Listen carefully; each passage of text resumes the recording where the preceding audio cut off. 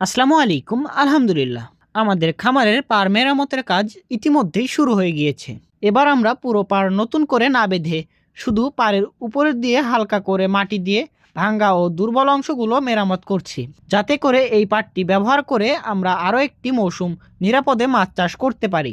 গতবার আমরা খামারের পাড় সম্পূর্ণভাবে মেরামত করার পর মাছ চাষ শুরু করেছিলাম, তাই এবার পুরো পাড় নতুন করে মেরামত না করলেও চলবে। এখন খামারে অনেক ছোট ছোট মাছ রয়েছে, এই মাছগুলোকে বাঁচিয়ে রাখার জন্য আমরা এবার খামার শুকাচ্ছি না। ইনশাল্লাহ এই মাছগুলো আরও প্রায় 1 বছর চলবে।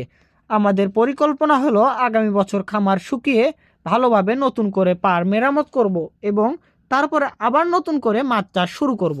আর এতে করে খামারে পাতারি মাছ ও থলের মাছ দুটোই পাওয়া যাবে। ইনশাল্লাহ এই পাতারি মাছ ও থলের মাছগুলো বিক্রি করে আমরা খামার শুকানোর যে খরচটা হতো সেই খরচের টাকাটা উঠিয়ে ফেলতে পারবো।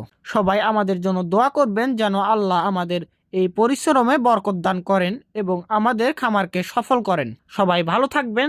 আল্লাহ হাফেজ।